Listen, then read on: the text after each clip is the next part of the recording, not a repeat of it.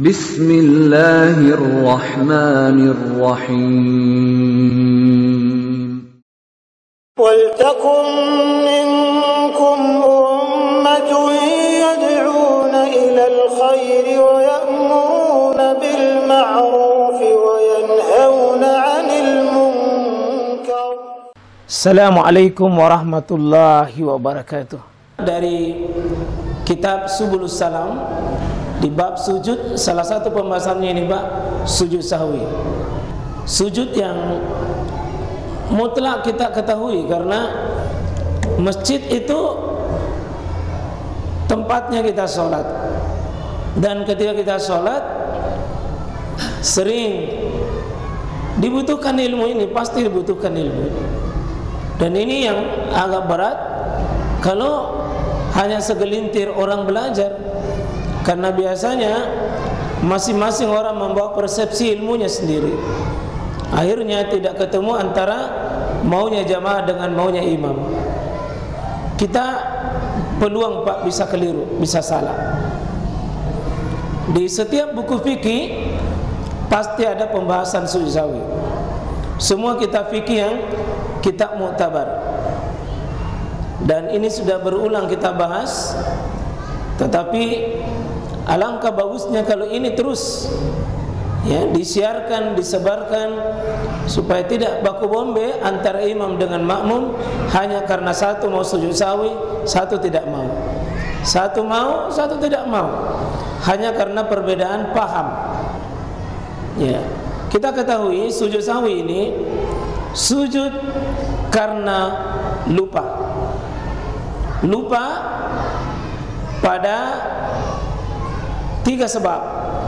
Satu, gara-gara lupa maka menyebabkan kekurangan. Gara-gara lupa menyebabkan kelebihan. Dan gara-gara lupa menyebabkan keraguan. Cuma tiga itu Pak. Kurang, lebih, ragu. Kurang, lebih, ragu.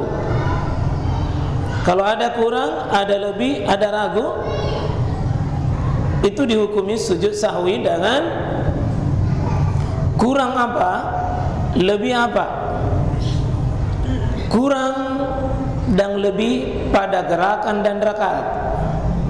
Gerakan dan rakaat yang kaitannya dengan gerakan sholat. Kekurangan dan kelebihan yang bukan kaitannya dengan gerakan sholat, tidak ada sujud sahwi. Gerakan dan bacaan itu menyebabkan sujud sahwi. Padahal apa? Pada posisi rukun. Rukun dan wajib.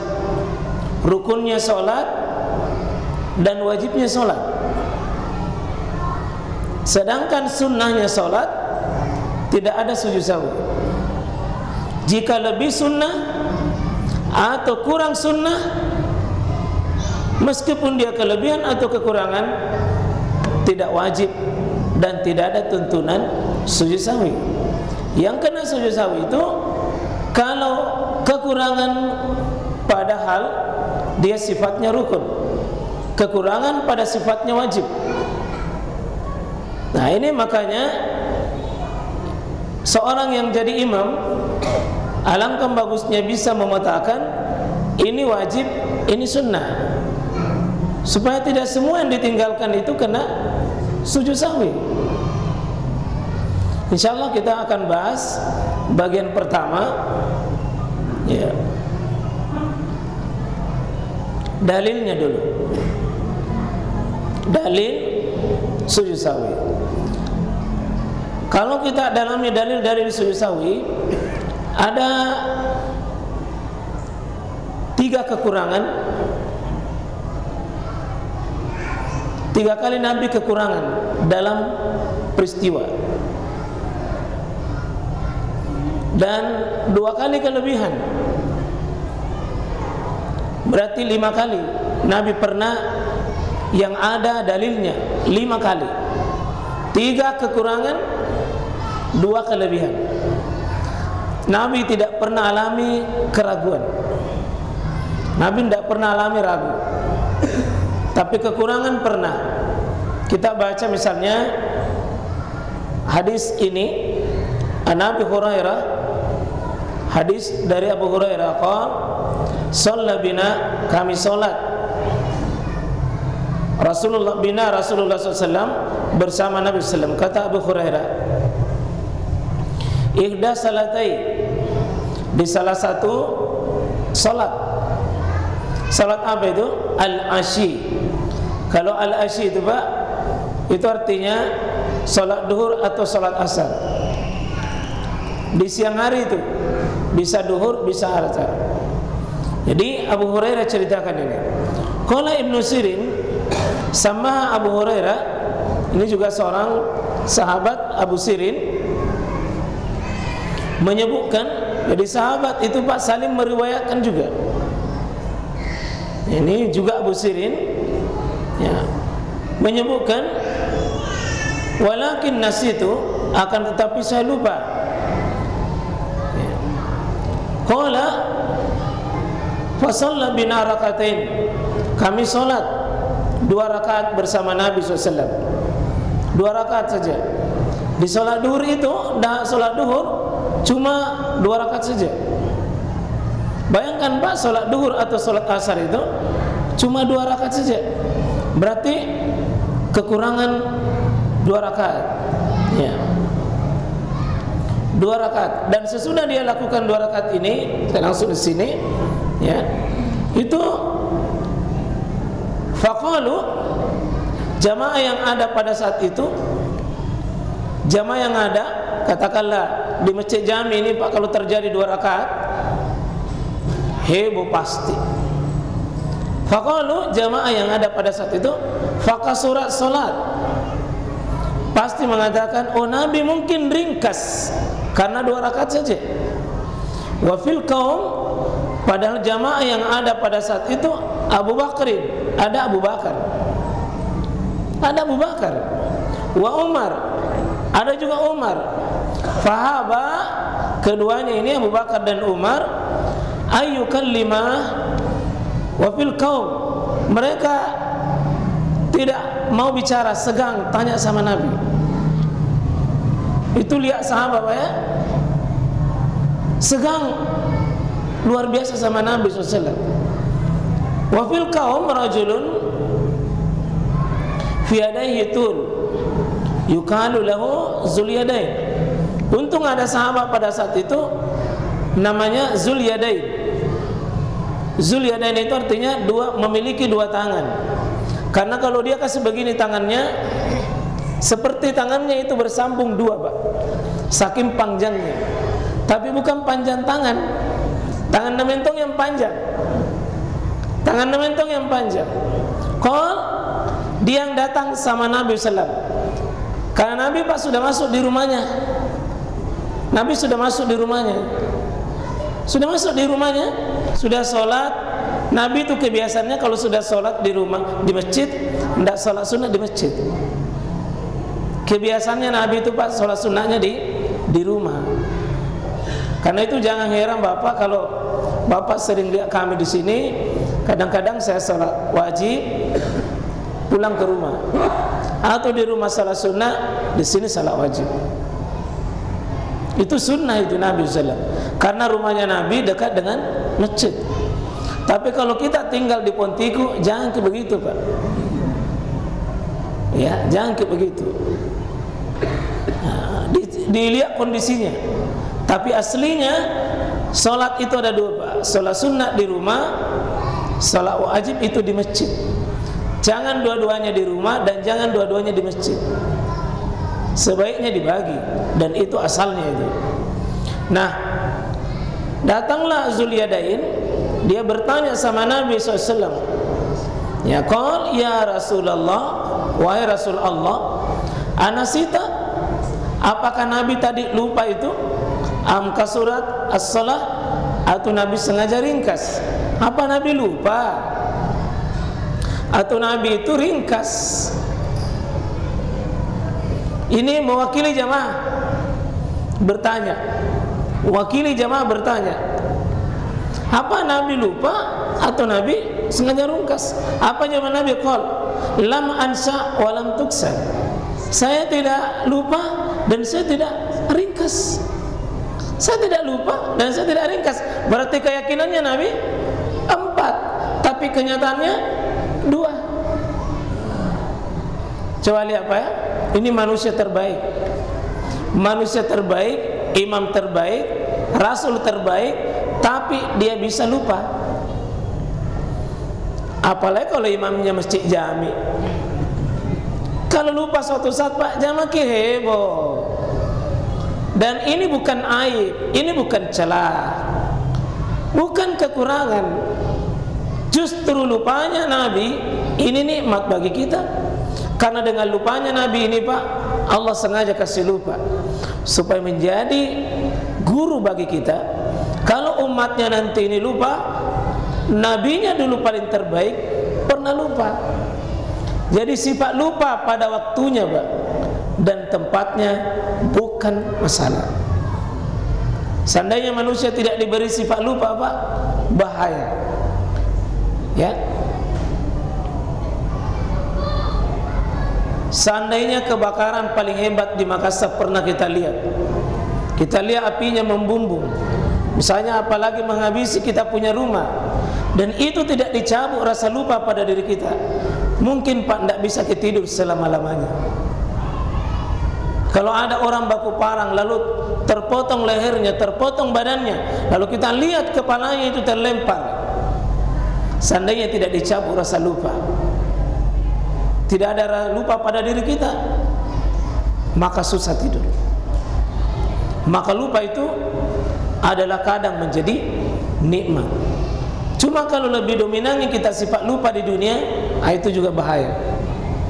Ya, kalau lupa terus, ya, maka lupa pada sholat berjamaah, Pak, lupa pada sholat itu bukan aib.